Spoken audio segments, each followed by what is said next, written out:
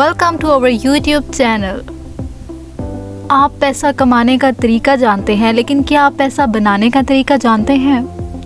अगर आप चाहते हैं कि पैसा आपके लिए काम करे, ना कि आप पैसे के लिए, तो रिच डैड पुअर डैड की समरी का ये सेकंड पार्ट आपके लिए है। आज हम जानेंगे वो सीक्रेट जो आम लोगों को कभी नहीं बताए जाते। इस पार्ट में हम बात करेंगे रैट रेस क्या है और क्यों है। आपकी सैलरी बढ़ने से आपकी प्रॉब्लम सॉल्व नहीं होंगी। इससे रिलेटेड एक एग्जांपल देखते हैं। मान लीजिए कि एक फैमिली है जिसमें एक हस्बैंड और 2 बच्चे रहते हैं। अब हस्बैंड नॉर्मल सी जॉब करता है, बच्चे स्कूल जाते हैं और वाइफ घर के काम करती है। हस्बैंड की एक दिन प्रमोशन हो जाती है और उसकी सैलरी बढ़ जाती है। इसी खुशी में वो अपनी वाइफ को ज्वेलरी ला कर देता है और बच्चों को प्ले स्टेशन ला कर देता है। अब प्ले स्टेशन से हर महीने इलेक्ट्रिसिटी का बिल बढ़ जाता है। इसके अलावा उसकी वाइफ डिमांड करती है कि घर में एसी भी लगवाएं, जिसमें हस्बैंड अपनी सारी सेविंग्स खर्च कर देता है और एसी भी लगवा कर दे देता है, जिस वजह से इलेक्ट्रिसिटी का बिल और ज़्यादा बढ़ जाता है। एक बार फिर से हस्बैंड वहीं आ गया जहाँ पे वो पहले था और मुश्किल से अपने खर्चे पूरे कर रहा था। कुछ सालों बाद उसने अपनी कंपनी में और ज़्यादा सक्सेस हासिल की, जिस वजह से उसकी इनकम बहुत ज़्यादा बढ़ गई। फिर बच्चों के स्कूल ख़त्म हुए और उनके कॉलेज में एडमिशन्स का टाइम आ गया। अब उसने सोचा कि उसके बच्चे किसी अच्छे से कॉलेज में पढ़ें और उसने उनका महंगे कॉलेज में एडमिशन भी करवा दिया। इसके साथ साथ बच्चों की पॉकेट मनी भी बढ़ानी पड़ी। हम में से ज़्यादातर लोगों की लाइफ तो ऐसी ही है। सैलरी के साथ हमारे एक्सपेंसेस भी बढ़ते रहते हैं और इसी को रैट रेस कहते हैं। अब ऐसा भी नहीं है कि सैलरी बढ़ने से आपको बिल्कुल भी फ़ायदा नहीं होगा, लेकिन फ़ायदा तो उसी वक्त होगा जब आप उसी एडिशनल इनकम को सेव करेंगे और फिर उसको सही जगह यूज़ करेंगे। अगर उस इनकम से आप अपने खर्चे ही बढ़ा लेंगे तो आप रैट रेस का हिस्सा हैं, और रैट रेस वाले लोग कभी भी अमीर नहीं बन सकते। वो हमेशा टेंशन में लाइफ गुजारेंगे। आप ये भी सोच रहे होंगे कि ये क्या बात हुई, अमीर लोग क्या नया घर नहीं लेते, क्या वो नई गाड़ी नहीं लेते? बिल्कुल लेते हैं और वो भी खर्चे करते हैं, लेकिन उसका भी सही तरीका होता है, सही वक्त होता है, जिसके बारे में हम नेक्स्ट चैप्टर में बात करेंगे। इस लेसन से आपने 2 बातें सीखनी है। पहली, रैट रेस के इस जाल से बचना है, और अगर आपकी इनकम बढ़ रही है तो उसको सेव करें, और फिर उसी इनकम से क्या करना है वो हम आगे देखते हैं नेक्स्ट चैप्टर में। दूसरा लेसन, अमीर लोग पैसे के लिए काम नहीं करते, बल्कि पैसा उनके लिए काम करता है। रॉबर्ट और माइक ने इस लेसन को कैसे अप्लाई किया ये देखते हैं। उस टाइम पे बच्चे कॉमिक बुक्स बहुत ज़्यादा पढ़ते थे, और माइक और रॉबर्ट ने देखा कि बहुत से डिस्ट्रीब्यूटर्स जब कॉमिक बुक्स पुरानी हो जाती थी तो उनको फेंक देते थे। रॉबर्ट और माइक ने उन डिस्ट्रीब्यूटर्स से बात की कि वो कॉमिक बुक्स उन्हें दे दें। डिस्ट्रीब्यूटर्स ने उन्हें कहा कि वो उसी शर्त पे उन्हें बुक्स देंगे कि वो उन्हें रीसेल ना करें। माइक और रॉबर्ट ने उनकी शर्त मान ली और माइक के घर में जो बेसमेंट था वहाँ पे एक लाइब्रेरी खोल ली। वहाँ पे बच्चों को 10 सेंट्स पे करने होते थे और 2 घंटे में चाहे जितनी मर्जी बुक्स पढ़ सकते थे। और उन्होंने माइक की छोटी बहन को लाइब्रेरी में as a head librarian hire किया और वो उसको वीकली $1 पे करते थे। मैं आपको बता दूं कि ये 1956 की बात है, और जिस टाइम पे माइक और रॉबर्ट ने लाइब्रेरी खोली थी उस टाइम पे वो रिच डैड के स्टोर पे काम भी करते थे। और इस बार तो उन्हें कुछ भी नहीं मिल रहा था, यानी कोई सैलरी, कोई पे, कुछ भी नहीं। रिच डैड चाहते थे कि रॉबर्ट और माइक पैसों के लिए काम ना करे, वो कुछ ऐसा करे जिससे पैसा उनके लिए काम करे, और उन दोनों ने ये कर दिखाया। उन्हें लाइब्रेरी में काम नहीं करना पड़ता था, पर फिर भी वो पैसा कमा रहे थे।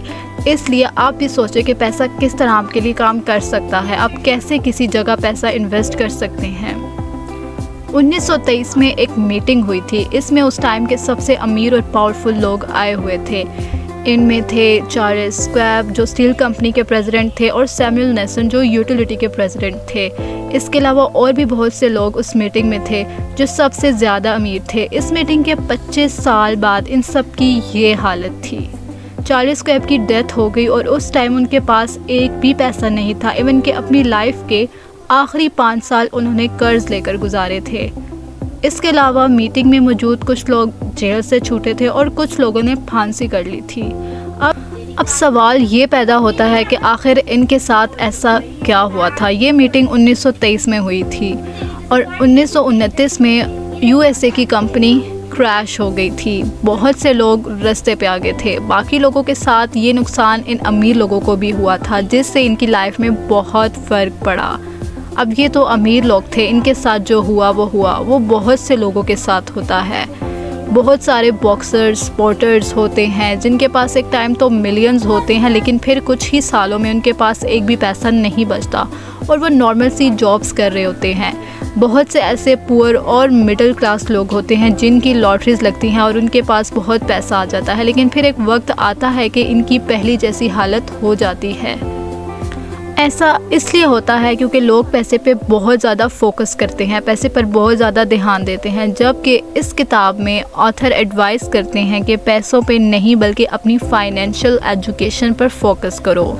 इसका मतलब है कि आपको अपना पैसा संभालना आना चाहिए, उसको ग्रो करना आना चाहिए। ये सब्जेक्ट सिर्फ पढ़ के नहीं सीखा जाता बल्कि आपको एक्शन भी लेना होगा। जब रॉबर्ट और माइक छोटे थे तो उसी टाइम ही रिच डैड ने उन्हें फाइनेंशियल एजुकेशन देना शुरू कर दी थी। एक दिन रॉबर्ट ने रिच डैड से पूछा कि अमीर बनने के लिए सबसे बड़ा राज क्या है। उन्होंने कहा कि इसका एक ही राज है कि आपको एसेट्स और लायबिलिटी के बीच का फ़र्क पता होना चाहिए और आपको एसेट्स बाय करने हैं। वैसे तो फाइनेंशियल एजुकेशन बहुत ज़्यादा डीप है, लेकिन ये जो प्रिंसिपल है ये अमीर लोगों का सबसे बड़ा राज है। रिच डैड इसको सबसे इम्पॉर्टेंट रूल कहते हैं और अमीर बनने के लिए ये सिर्फ एक ही रूल है। अब सवाल ये है कि एसेट्स और लायबिलिटी क्या है। एसेट्स मतलब कोई भी ऐसी चीज़ जिससे पैसा आपके पास आए। मिसाल के तौर पे आपके पास एक घर है जो आपने रेंट पे दे दिया और आपके पास पैसे आएंगे। ये जो रेंट ये आएगा वो एसेट है। लायबिलिटी मतलब वो चीज़ जो आपसे पैसा लेती है। मिसाल के तौर पर अगर आपने घर में एसी लगवाया जिससे आपका इलेक्ट्रिसिटी बिल बढ़ जाएगा तो ये एक लायबिलिटी है। तो अगर आपको अपनी लाइफ में अमीर बनना है तो सिंपली अपनी लाइफ में एसेट्स बाय करने होंगे। और अमीर लोग बहुत सी लग्जरीज बाय करते हैं। इस पर रॉबर्ट कहते हैं कि ऐसा तभी हो सकता है जब उनको एसेट्स में से ज़्यादा इनकम आ रही हो, जिसमें उनके एक्सपेंसेस तो निकल ही जाते हैं लेकिन इसके अलावा भी पैसे बच जाते हैं और फिर उससे वो लग्जरीज बाय करते हैं। जब गरीब लोग पूरा महीना काम करके सैलरी अर्न करते हैं तो उससे अपने सारे एक्सपेंसेस पूरे करते हैं। इसलिए जब आपके पास एडिशनल इनकम आए आपने उससे एसेट्स बाय करने हैं। अब एसेट्स कौन से बाय करने हैं ये तो आप पे ही डिपेंड करता है। जैसे इस बुक के ऑथर रॉबर्ट रियल एस्टेट और स्टोर्स बाय करते हैं। इसके लिए आप थोड़ा सोचें, थोड़ा रिसर्च करें कि आपको कौन से एसेट्स बाय करने हैं। जैसे कि माइक और रॉबर्ट ने एक लाइब्रेरी खोली थी, वो भी एक एसेट था जिससे उनकी इनकम आ रही थी, वो भी बिना काम किए। एसेट्स ऐसे होने चाहिए जहाँ पे आपके पास पैसे बिना काम किए आएँ। और रॉबर्ट ये भी कहते हैं कि एसेट्स बाय करो जहाँ पे आपका इंटरेस्ट हो। इस लेसन में हमने दो इम्पॉर्टेंट बातें सीखनी हैं। पहली, अमीर बनने के लिए सबसे ज़रूरी है फाइनेंशियल एजुकेशन। ये टॉपिक आपको स्कूल में नहीं सिखाते, आपको ख़ुद से इसको सीखना होगा। इसलिए आप अपनी फाइनेंशियल एजुकेशन पर ध्यान दें। दूसरी चीज़, अमीर बनने के लिए एसेट्स ख़रीदें और लग्जरीज तो उसी वक्त ख़रीदें जब आपके एसेट्स में से बहुत ज़्यादा इनकम आ रही हो। मैकडॉनल्ड्स तो सबने ही देखा होगा, उसकी तो हर कंट्री में बहुत सारी ब्रांचेस हैं। 1974 में रे क्रॉक जो मैकडॉनल्ड्स के ऑनर हैं, उन्हें एक यूनिवर्सिटी में पब्लिक स्पीकिंग के लिए बुलाया था और वहाँ सब MBA के स्टूडेंट्स बैठे थे। उसके बाद बातों बातों में रे ने स्टूडेंट से पूछा कि क्या कोई मुझे बता सकता है कि मेरा क्या बिज़नेस है। इस पे सब स्टूडेंट्स हंसने लग गए। इस पे एक ने कहा कि ये किसे नहीं पता, आपका बिज़नेस तो बर्गर सेल करने का है। इस पे रे ने कहा कि गलत, मेरा बिज़नेस बर्गर सेल करने का नहीं बल्कि रियल एस्टेट का है। वैसे तो मैकडॉनल्ड्स में बर्गर ही मिलते हैं, लेकिन एक चीज़ जिसका रे बहुत ज़्यादा ख्याल रखते हैं वो थी इनकी फ्रेंचाइज की लोकेशन। मैकडॉनल्ड्स की बहुत सारी ब्रांचेस हैं और अगर किसी फ्रेंचाइज को सक्सेसफुल बनाना है तो उसकी लोकेशन सबसे ज़्यादा इम्पॉर्टेंट है। जब किसी भी कंट्री में कोई मैकडॉनल्ड्स खोलता है तो उस ज़मीन को यानी उस रियल एस्टेट को मैकडॉनल्ड्स के नाम से ख़रीदता है। इसी वजह से आज मैकडॉनल्ड्स के पास इतना रियल एस्टेट है कि जितना पूरी दुनिया में किसी के पास नहीं। अगर रे क्रॉक सिर्फ बर्गर बनाने पर ध्यान देते तो शायद वो कभी इतना अमीर ना बन सकते, लेकिन उन्होंने अपने एसेट्स कॉलम को बिल्ड किया है। मैकडॉनल्ड्स के रियल एस्टेट बढ़ते जा रहे हैं जिस वजह से उनके एसेट्स और इनकम भी बढ़ रही है।